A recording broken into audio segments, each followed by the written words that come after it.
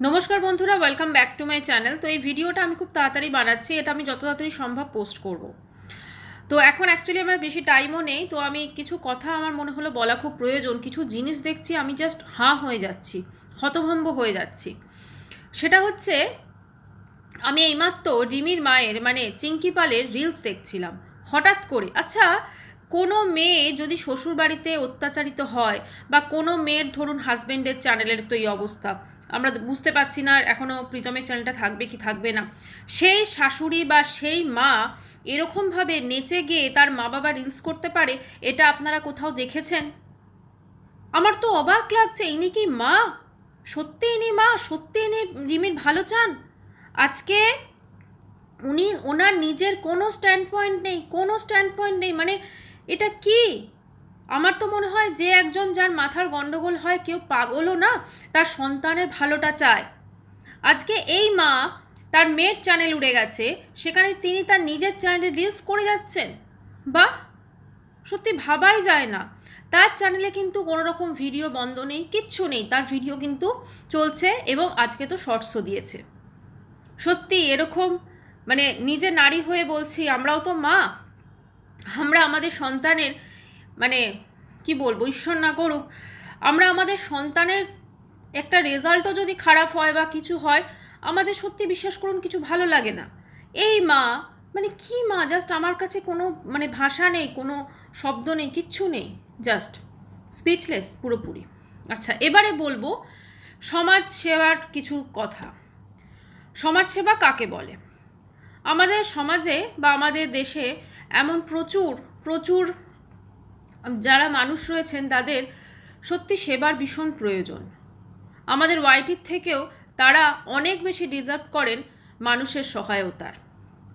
আমাদের সমাজে এমন অনেক নারী রয়েছে যারা সত্যিকারের অত্যাচারিত, যারা সত্যিকারের নির্যাতিতা, এবং তাদের কোনো রকম আইনি সহায়তা, বা তাদের এমনও হতে পারে শুধুমাত্র সেই আইনি সহায়তা করার কেউ নেই, বা হয়তো বা কোথাও যাবার জায়গা নেই, তারা দিনের পর দিন সাংসারিক যে টর্চার বা অত্যাচার, ডোমেস্টিক ভায়োলেন্স সহ্য করে।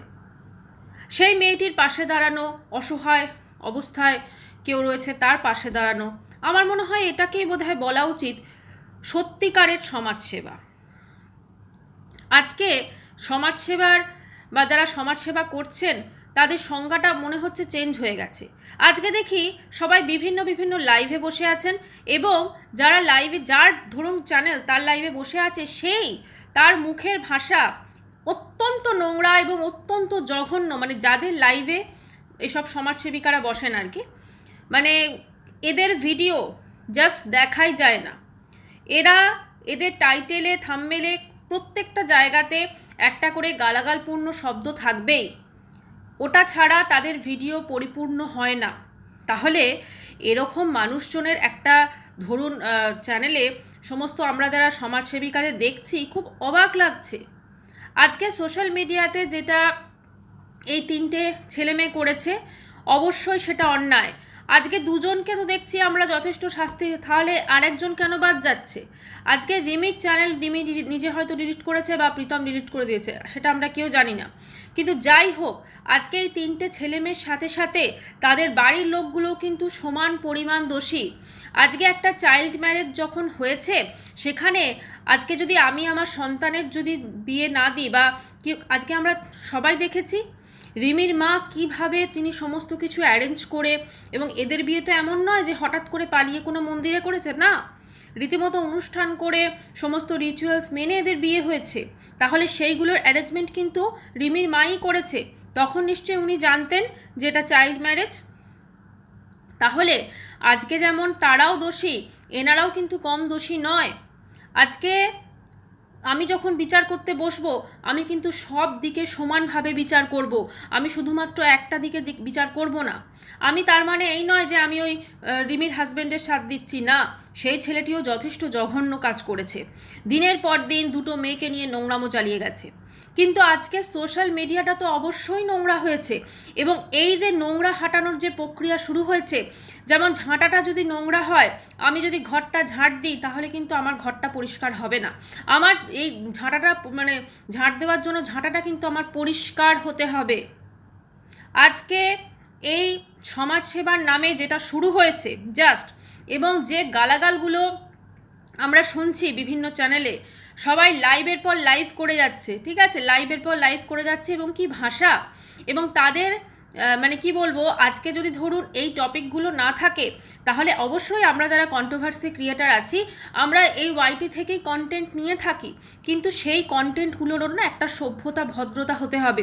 আমি যখন একটা জিনিস মানুষের সামনে প্রেজেন্ট করব, আমি শুধু তাকে বলছি এমন নয়, আমার বলা কথাগুলো আরও 5টা মানুষ শুনছে, সেটা আমাকে খেয়াল রাখতে হবে।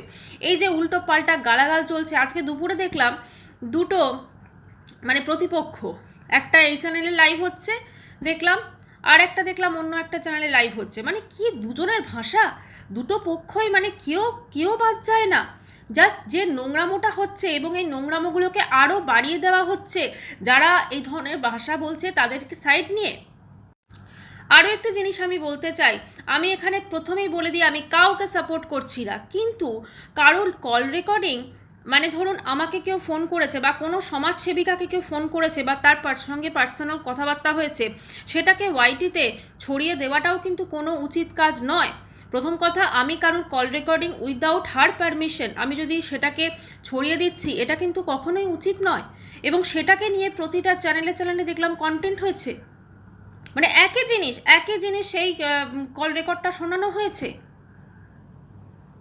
আজকে আমি যদি ওয়াইটি পরিষ্কার করতে চাই তাহলে অবশ্য করে আমি যেখানে বসে পরিষ্কার করছি সেই জায়গাটাও কিন্তু পরিষ্কার হতে হবে।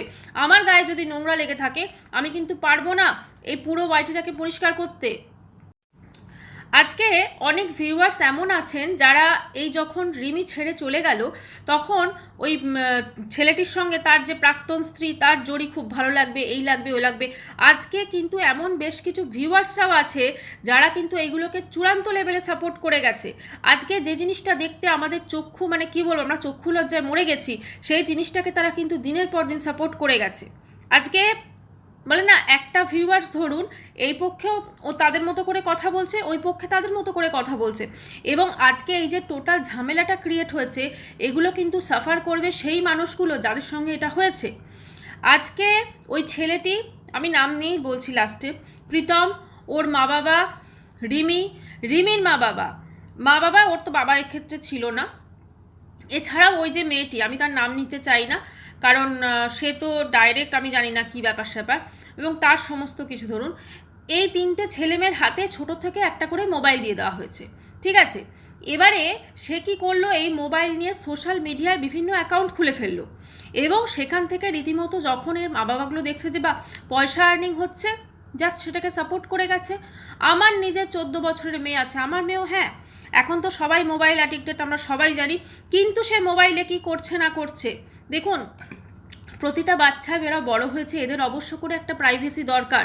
আমি যদি আশা করি আমার 14 বছরের মেয়ে মোবাইলে কার্টুন দেখছে, সেটা কখনোই নয়, হতে পারে না, ঠিক আছে।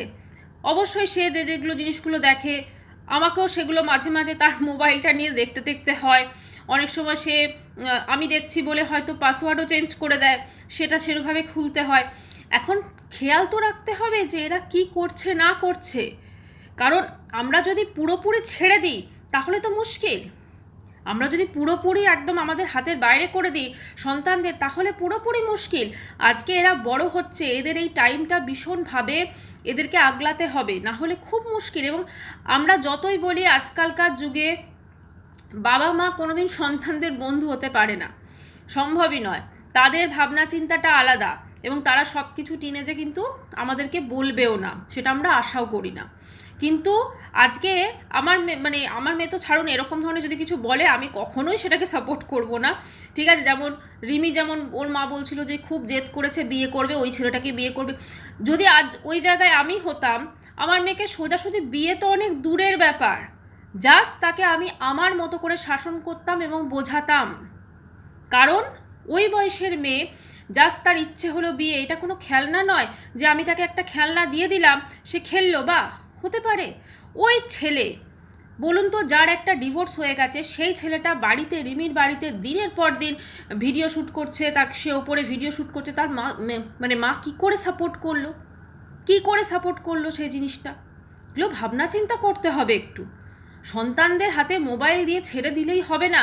আজকে এই ছেলেমেয়েগুলো তো অবশ্যই দোষী, এবং এদের বাবা মাগুলোও কিন্তু কিছু কম নয়, তারাও যথেষ্ট দোষী। আর যেগুলো দেখছি জাস্ট অবাক লাগছে। কারুর মেয়ে শ্বশুর বাড়িতে এই অবস্থা, আমাদেরই কীরকম খারাপ লাগছিল কাল যখন রিমির মা বললো যে ও খেতে পাচ্ছে না, পারছে না। সত্যি কথা আমাদের ভীষণ খারাপ লাগছিল, কারণ খাবার কষ্ট তো মানুষের, মানে কি বলবো, আমরা সবাই অফকোর্স মা, তো আমাদের তো খারাপ লাগে জিনিসটা শুনলে। কিন্তু আজকে দেখছি তার মা রিলস করছে, মানে আমাদের তো চোখকে আমরা বিশ্বাসই করতে পারছি না। এ তো সিরিয়ালকেও হার মানিয়ে দেবে, সত্যি কথা বলছি, সিরিয়ালও হার মেনে যাবে এদের কাছে।